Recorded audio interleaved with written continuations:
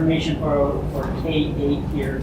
So we've now had a couple of different, we've been through 2 cycles of our screener NWA testing for both reading and math. Every K through 8th grade student needs to be screened at least twice throughout the year. We do 3. So the blue is our fall reading scores, and then the red is our winter. So you can see we've had a bit of growth in all of our classes. A couple of anomalies here and there were things they scores for each grade. These are the math scores. Again, some good growth in kindergarten through 4th grade, 5th and 6th. You see there's a little bit dip there, but by the time we get back to 8, things are turning back around and we're moving in a number of different ways. That's kind of an overall snapshot. So I'm just going to give you guys another little look here at data that's a bit of a comparison to what you saw in October. So I'm going to do this one by school. So this is the MAC, and this is NWA does some interesting stuff because it's a nationally normed test. So this growth score is an inferred score of what they would expect to happen for a kindergarten normed across the nation. So that's sort of what they would want your graph to look like. That doesn't necessarily mean that's what ours look like. So we spend a lot more time looking at the bottom 2, which is our fall. We fall in this red category are the ones that are the furthest behind, the blue are the ones that are the most advanced. So obviously we want to see our red boxes go down and our blue ones go up, and as we're moving kids across that continuum. And this one does a nice graph here and lays in for each of the content areas. This is what expected growth would you see, and then down here this is achievement. And so it's a nationally normed test, so a 50 is what you want, right? So this is sort of where most kids would fall. And if you're going above that, then you're outperforming other students of same reading.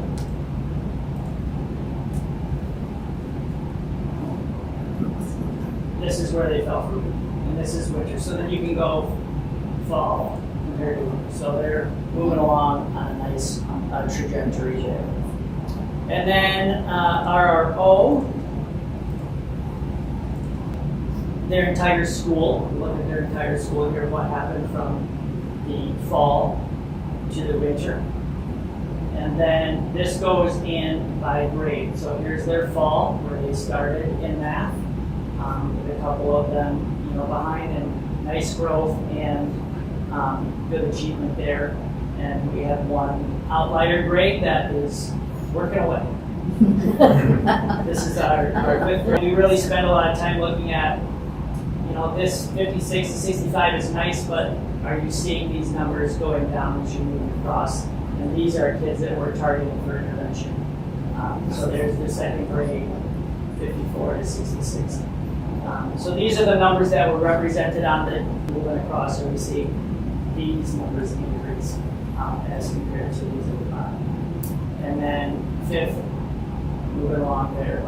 So even though they're a little further back there, you're noticing their reds are going on.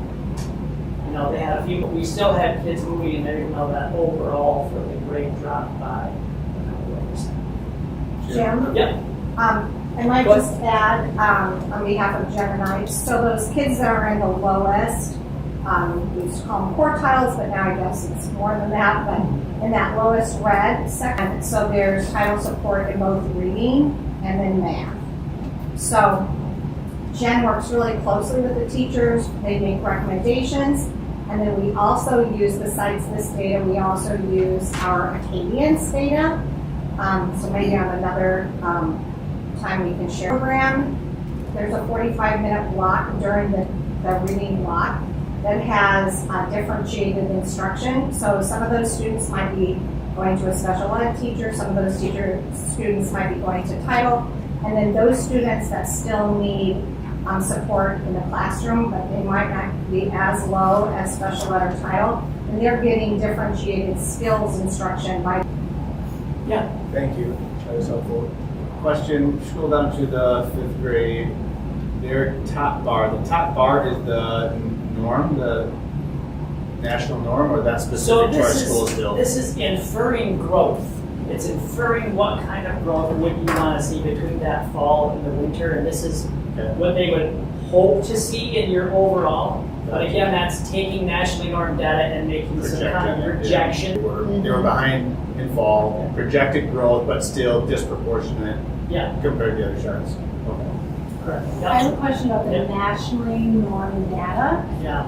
So is that changing every year based off from scores? So if the student body as a nation is not getting smarter, is that being so it's not a fixed scale, correct? It's shifting year by year depending on and where you're performing on this, yes, in everybody in the nation who takes this test. Okay, yes. so there's not like a fix, like, hey, we like all the schools. Yeah, all so the we can't grades say, to well, be here. everybody scores 900, that's what everybody wants. That kind of, it's where you. Very- Those that are taking this test. Sure, right. And there are, there's schools in every state who take NW. This is a national test. This is like as big as SAT, PSAT. Yep, I get that, yep. Okay. Let's see, that was the math. That was math, yep. So there's their overall from 40, that's for the entire building. And then this was their fall in reading for the various grade levels, and then up there to winter. So lots of movement across that growth path. And again, these numbers were what we represented in that first chart that we showed you. It was 51 to the 58, so you see the growth at the grade level. But again, you notice these you've got kids moving along on those trajectories, so they're moving from these where all those interventions are taking place, and they're moving along in that scale. So a student who's performing behind, really, a lot of research would show if a kid is behind by third grade, we're hoping for a year plus a little bit of growth, and by those little bits have to add up to that year potentially that they're behind. So we try and do what we can to give them those intervention, and then there's fifth grade as well. Jim, I just would like to add too, I know Jen would want to say this. In full transparency though, I think it's important so part of the learning curve is learning how to take the test, because it is on a Chromebook or an iPad for kindergarten. And I'm not gonna lie, a challenge at kindergarten and first and second, so not only did our first and second graders, this is the first year they took it, they transition. It's not that I'm denying these scores. They are what they are, but I do think moving forward we'll have a little bit better idea, and they'll be a little bit more realistic once our students are. Like the nation's been taking this test for how long? I couldn't tell you what As long as I've been a principal. As long as Okay, I've over 20 years. Okay, Michigan's just adopted it recently, or we just adopted it recently? We've used it. So the middle school has used it for, this is probably our fifth year. It was kind of wonky, but This is, as much as it's a difficulty of use of technology, as you get older, their care for this test, knowing that it's not really connected to anything for them at a high school level, wasn't there. We've also been using the Cadence Dibbles for a long time now, and then we had the British benchmark assessments that we were using along the way, some of that data. And the longer they do it, the more we'll get nice longitudinal data on all of this as well. So this is NBC, and this is, as Jeff said, this is always the fight to try and get them to care, because we do all at one time. And they don't get a grade at the end. They don't get any kind of feedback on it, other than we send home the parent reports. So we're always fighting this. How do we get them to try to give their best effort when we're in here? So we do use this data as we look at our students. So we run 9-week reading and math intervention classes at each grade level. We cap those at about 10 to 12 students at each grade level, and really trying to just give them some really focused one content area in entry. This is also the first year when they move into the middle school that, they have science and social studies on an everyday 55-minute class. So they go from the elementary where that reading and math really drives it, and they pull the science and social studies into the reading and the math. So that's, because they also have less than that, because they have 2 electives every day plus science and social studies, so it becomes a smaller portion of the day. So we're trying to move them along as best as fall and we get back. We've been doing this for about 5 years, and I have seen this winter dip every year that we've given this assessment. And then by the spring, we see that start to swing back up. So I can't tell you why there's a winter dip. We've tried this test before Christmas. We tried this test in January. We come back. We've tried that we've given.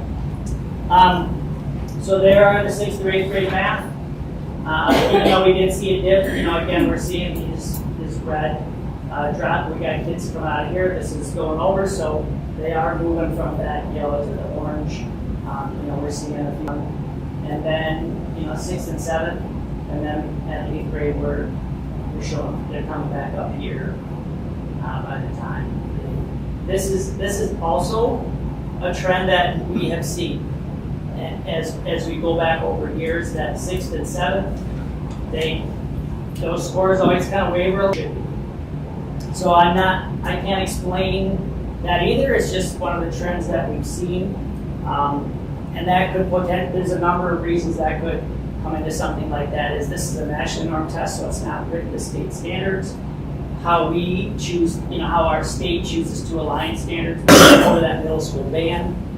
So there could be a number of reasons why that is, but that's a trend that we've seen.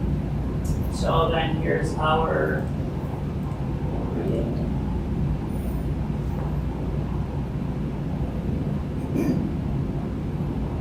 That's overall a little dip there, and there's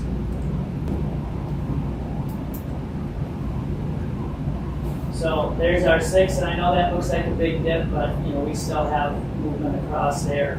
And then our 7th and 8th grade are doing pretty well, and there's one kid who moved one way or the other that is impacting that. When you have 86 who tested as a small grade level, that's potentially one kid there. So, and then 8th grade on the way back. So those are that's a little bit more in May. Try and give them a little bit of a break from all the state testing that happened during the spring break in April. Catch their breath a little bit. We got to get them in May before they get spring fever. So it's a really tight window. We have to try and hit them. Probably at our June board meeting, we have this ready. These results came out, and you talked about it. My question is, when did the results come out? A 9-week intervention period. When does that time frame take place? Is that started in January, or when did these results come out and we do the intervention? Yeah, so this is a test that we give, so we set a test window. Yeah. We're going to open a test window for 4 weeks. All of us test to get our kids through, and then we close the window. And once we close the window, these results are ready in about 24 hours. I'm putting all in December, beginning of January, so this is ready for our 2nd marking period. We'll use similar data here for our 3rd marking period, which will be right before spring break, and then they'll test again in May. The elementary is a little more fluid. Those groups talking about the Acadians and the Bridges benchmark. So we look at all of those factors too, like trying to look at kind of a profile of the student. And because we also know this is a snapshot in time, so it's important for us to take a look at that other data as well. And also, just as a side note, kindergarten through 5th grade are taking Middle school, they're sent home with their semester report cards. So all the middle school parents have it. Thank you. Awesome, thank you, Jim, Sandy, Jen, for all your work on those assessments. Moving on to superintendent comments. We have a couple new hires here at the midway point. Marcy Ambrose is the LMB graduate. Matthew Clark is the RRO bus monitor and lunch recess aide. He was was a Rockford and Aquinas graduate, also has some coaching experience in the Grand Rapids area. And then Rihanna Jones, library aide at both the middle school, high school, Montague High School graduate, community college graduate as well, and did have some experience at RRO in the media type of work for Miss Bradley when she was out. Well, I guess I'll start with actually Mr. Brett Rath, and I owe him an apology as he was here but left. But congratulations to Mr. Rath on the Award of Merit from the Michigan Association of School Board.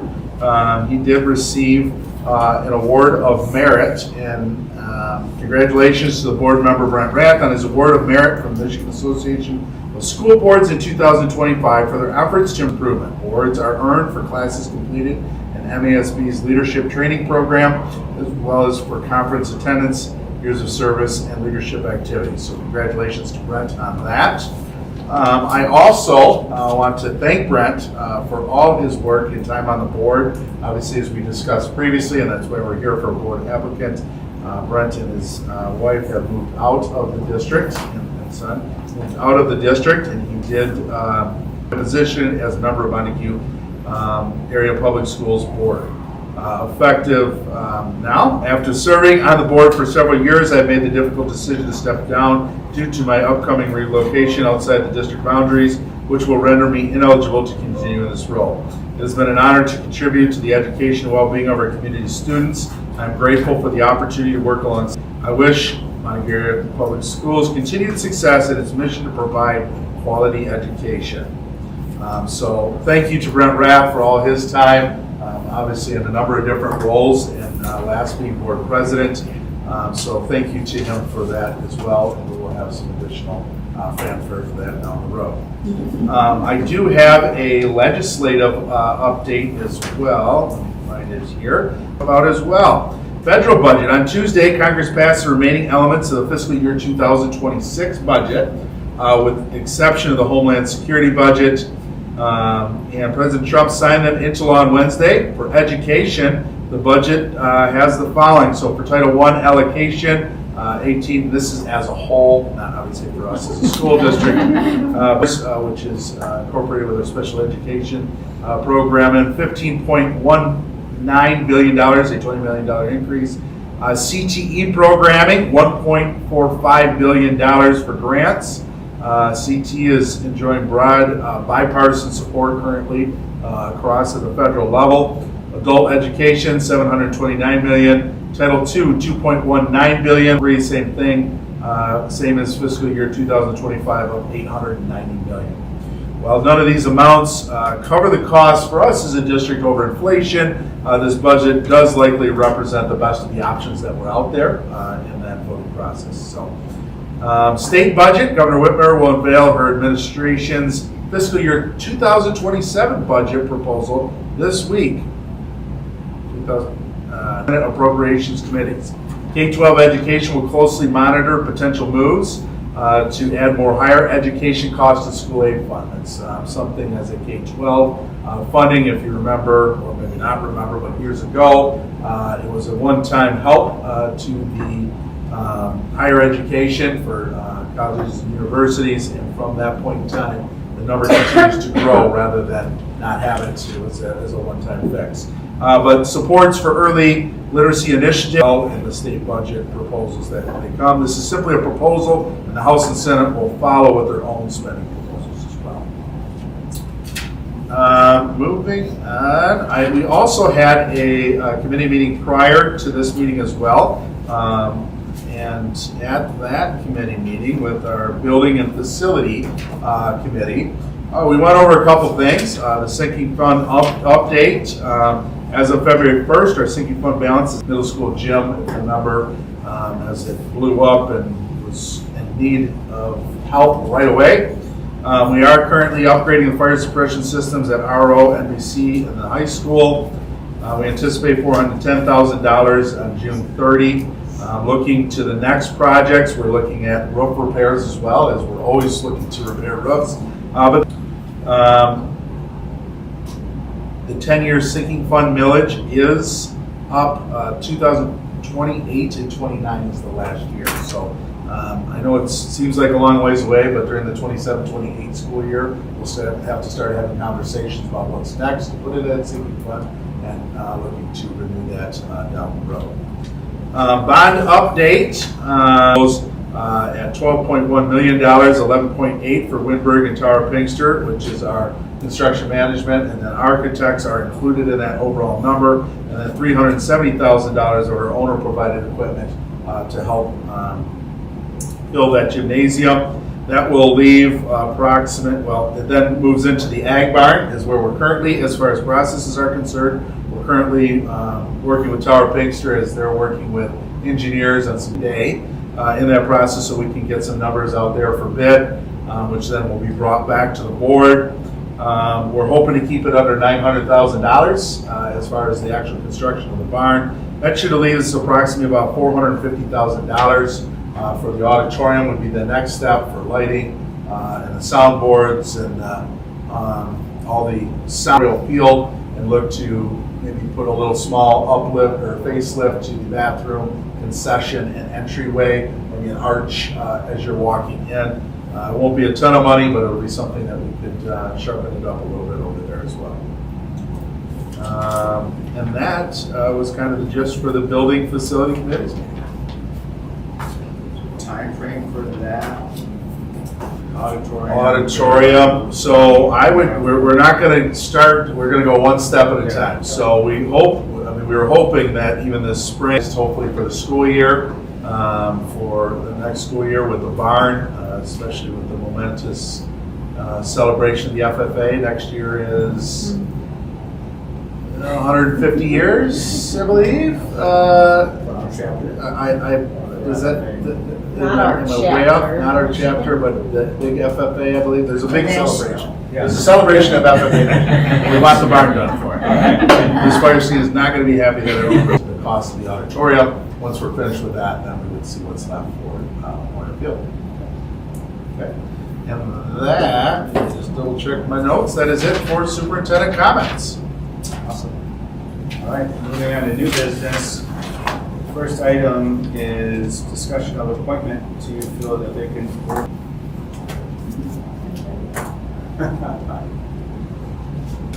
I'd like to have a motion for somebody to appoint a board member, and we'll have a discussion and then vote. The motions can then be adapted and changed at that point. Sure. Right. I'll make a motion to appoint Douglas Schmidt as a board member to fill Brent Rath's seat, whose term runs through December 2028. Second? All right. Discussion for applicants. There was actually 5 technically that applied. 1 applied after the date, several days after the date, so that wasn't was not considered. But Karen Atchison, Matt Bendelow, Amber Lanning, and Doug Schmidt. So thank all 4 of you for taking the time and making the commitment, not having do something that you thought would be for the greater good and something that you feel passionate and empowered to do. So thank you all for doing that. These can be awkward at times as there's not a real agenda on how to do it. We're going to take a few minutes just to talk through open forum, and then we'll vote on the open motion. So, That's why I think I was confused. I thought we were going to talk about it first. well, I changed it because I have to have a You have to motion have a first motion to have first. discussion. Okay. I thought we could have discussion, but when I Okay. rechecked That's what I Robert's read. rules, it said, no, you need a motion. Perfect. So, Okay. That's why we kind of looked up about it. So. Oh, yeah. We have absolutely no decision-making process in this, but I'd also like to thank all our 4 applicants as well. We appreciate your support here at Montague Area Public Schools. There are 4 candidates, and they're all former Montague High School graduates that are looking to come back and serve to the community that they once went to school at. What I'd like to do, just I'm going to try and do this quickly, but I was going to read the applicant's application letter. Just sign in. All right. Does anybody have an objection to me reading the 4 applicants? So you're just going to read their application? That's it? Yeah, I think so. All right, so this is Karen Atkinson. All right, I'm ready to formally express my interest in serving on the Montague Area Board of Education as a parent, community member, and education professional with longstanding commitment to education. I'm eager to contribute my skills in education, strategic planning, and community advocacy to support our schools, teachers, and students. Throughout my years obtaining a master's degree and presently working in higher education, academic requirements, and student support services. I believe in proactive, transparent leadership and am particularly enthusiastic about improving literacy rates, expanding STEM initiatives, and increasing community engagement. I'm confident that my background in education, alumni of Montague class of 1990, and current parent of an 8th grade student at Montague will bring a valuable perspective to the board. I'm prepared to dedicate the time and energy necessary to foster a positive, collaborative relationship with the superintendent and fellow board members. Thank you for your consideration of our students and community. And then included was a biography or bio of her experience in skill sets. From Matt Bendelow. I'm a Montague resident and MHS graduate in 1978. I'm also a retired educator, high school science, retired in 2015, and so a candidate to fill the current opening on the school board. I've made my interest known to Joel Smith, your current board president. Thank you for your consideration. From Amber Lanning. I'm ready to formally express my interest in filling the current vacancy on the Board of Education for a school district. I care deeply about public and setting vision, establishing policy, and ensuring student success. Student safety is a top priority for me. I believe the board plays a critical role in establishing policies that protect students and in supporting appropriate training to ensure safe, supportive, and well-prepared learning environments. Thoughtful safety policies, clear procedure, and ongoing staff development are essential to student well-being and trust within the community. I have over 4 years of experience serving on my church's Board of Education, where I've been involved in policy discussions, long-term planning, and collaboration has given me firsthand experience with the daily operations of our schools, the diverse needs of students, and the challenges faced by teachers and staff. This perspective allows me to approach board decisions with both a governance lens and an understanding of classroom realities. As a graduate of the school district, I bring both a lifelong connection to the community and a responsibility of ensuring data-informed decision-making. I'm committed to continuous learning, ethical leadership, and regular self-reflection. And I would take the responsibility of board service seriously. I would be honored to serve our district in this capacity and contribute positively to work with the Board of Education. Thank you for your time and consideration. I welcome the opportunity to discuss my interest further.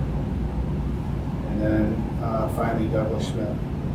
I'm excited for the opportunity to introduce myself and share why I'm eager to contribute to the continued success of our school district. My name is Douglas Schmidt, and I'm a 2005 graduate of Montague. For the past 12 years, I've served as police officer and currently work as a deputy sheriff with the Muskegon County Sheriff's Office, where I've developed strong skills in leadership, communication, and teaching. 3 children, ages 11, 9, and 7, all of whom are currently enrolled in Montague Area Public Schools. The Montague community has been a vital part of my family's life, and we are deeply grateful for the values it upholds. We believe that parental involvement in education plays a critical role in instilling these values in the next generation. This is one of the key reasons I am eager to serve on the Board of Education. I also fully support the education.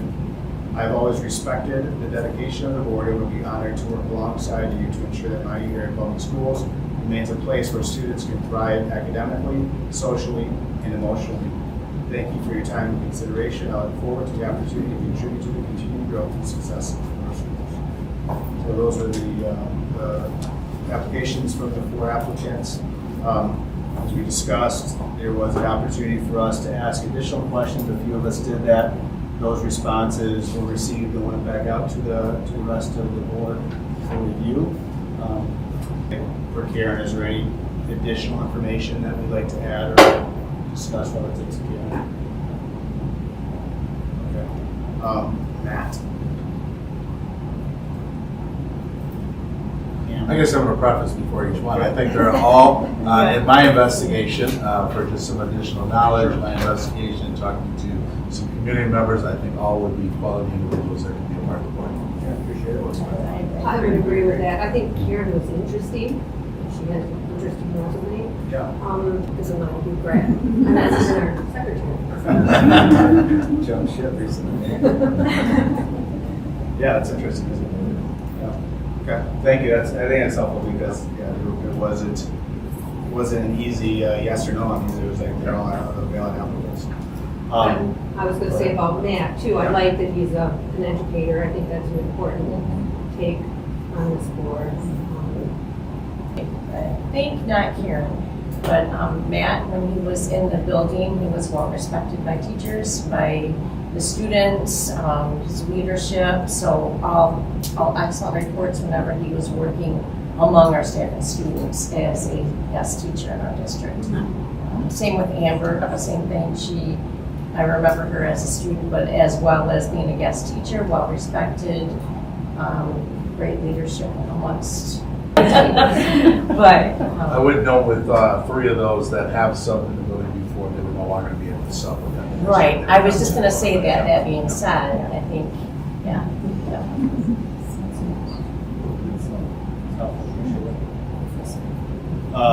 Any other additional comments for Amber?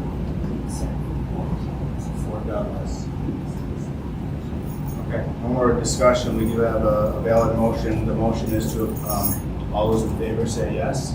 Yes. All opposed? Motion carries. Douglas Schmidt will be appointed and sworn in at our next meeting.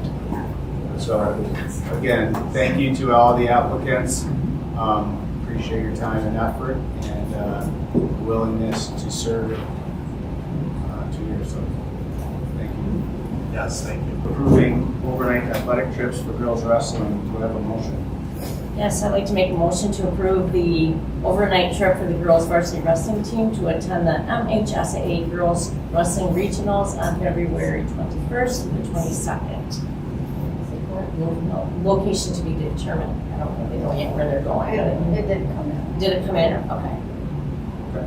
Second. All right. The girls' regional is at Cadillac High School, so it would be around the Cadillac area. A lot of those depend on, number one, the MHSAA, they kind of try to block off some rooms in that process, or Cadillac schools say, hey, these would be some good hotels or places to stay, and it kind of depends on the number of athletes that we have going. We don't know that yet in that process, so we're looking at 2 coaches in that, being Chris Maddox and Andrew Nold, our 2 wrestling coaches. There will be 2 female chaperones, Sarah Maddox and Kelly Barnes, that are associated with that. Girls will have to be in their separate rooms from the male coaches, obviously.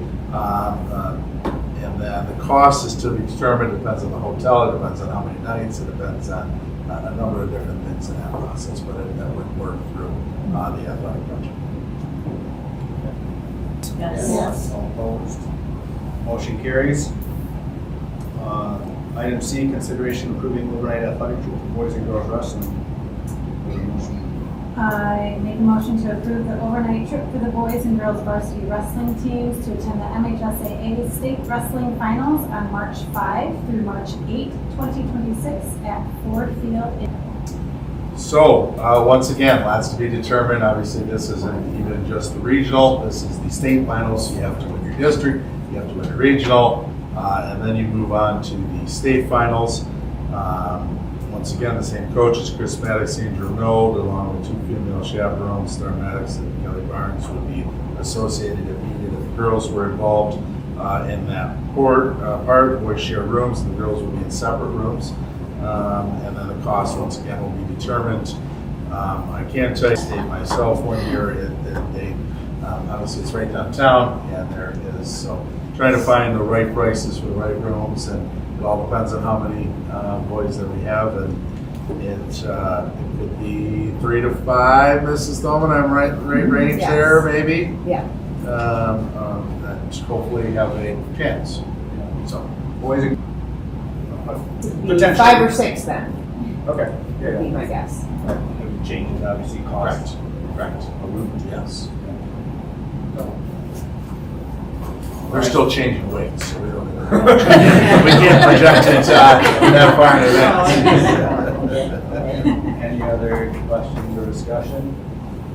All those in favor say yes. Yes. Opposed? Motion carries. I am currently, and as discussed, as we found in policy on superintendent contracts that we've already signed into one contract that the superintendent does not need board approval, but I do want to update you on this. We are looking to sign another contract with Electric Forest Busing, not with Electric Forest, but with the company that runs Electric Forest and providing transportation as well. We'll continue to work with Shelby Public Schools for our price increases, and the things that we're looking is without any additional buses outside of those. But we are looking at some Muskegon area schools as well, because they're looking for more transportation to provide from the festival to Muskegon, to the hotels in Muskegon. And that's not an option that we have had previously, but we will investigate on them. But we're already have our hands full with the transportation already, so any additional would have to be definitely fiscally expenses for this upcoming year. We'll raise that by an additional $2 an hour, $1 an hour, which is about 2%. When you anticipate signing that or going to that? Within the next week or so. Stacy and I have, Stacy's done a lot of legwork with the company on a number of different things, and just making sure the contract and liabilities are set for us in that Have a process. motion? Do I need a motion? Yes. All right. I'll make a motion to adjourn. No support?